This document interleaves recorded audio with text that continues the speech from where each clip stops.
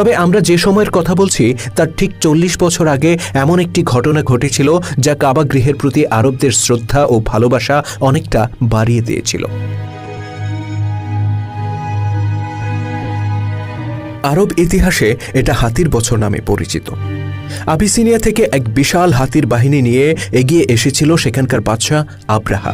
তার উদ্দেশ্য ছিল কাবাঘর ধ্বংস করে দেয়া। আব্রাহার বিশাল বাহিনী যখন মক্কা উপত্যকায় পৌঁছে তখন নগরীর বাসিন্দারা দিক বিদিক পালাতে শুরু করে, কেননা এত বিশাল বাহিনীকে মোকাবেলা করার সামর্থ্য তাদের ছিল না। সবাই যখন কাবাকে একা রেখে পালিয়ে যায় তখন সারা নগরীতে নেমে আসে ভুতুড়ে নীরবতা। এদিকে মক্কা উপত্যকায় ধুলো উড়িয়ে এগিয়ে আসছিল আব্রাহার বাহিনী।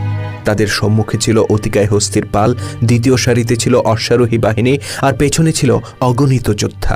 সবার সম্মুখে অতিকায় এক হাতির পিঠে চড়ে রাজকীয় আসনে আসীন ছিল বাদশাহ আব্রাহা, আর তাকে ঘিরে রেখেছিল তার দীর্ঘদেহী রক্ষীরা। দাম্ভিক আব্রাহার হস্তি বাহিনীর প্রতিটি পদক্ষেপ মক্কার মাটিতে প্রকম্পন সৃষ্টি করেছিল, আর হস্তিযুদ্ধের গগন বিদারী চিৎকার প্রতিধ্বনিত হয়েছিল পাহাড়ের গায়ে।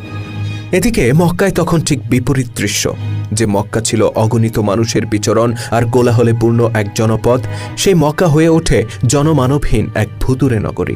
নিজের প্রাণ বাঁচাতে সবাই আশ্রয় নেয় নিকটস্থ পাহাড়ে। রয়ে যান কেবল বনু হাশিম গোত্রের গোত্রপতি আব্দুল মুত্তালিব। পবিত্র কাবার মোতোয়াল্লি ছিলেন তিনি। মহান পূর্বপুরুষ ইব্রাহিম আলাইহিসসালামের স্মৃতি বিজড়িত এই কাবাকে একা ফেলে তিনি যেতে পারেন না। এর সাথে মিশে আছে তার পূর্বপুরুষের হাজার বছরের ইতিহাস ঐতিহ্য, কিন্তু সেই ঐতিহ্যকে রক্ষা করতে আজ তিনি অপারগ। নিজেকে বড় অসহায় অনুভব করেন আব্দুল মুত্তালিব।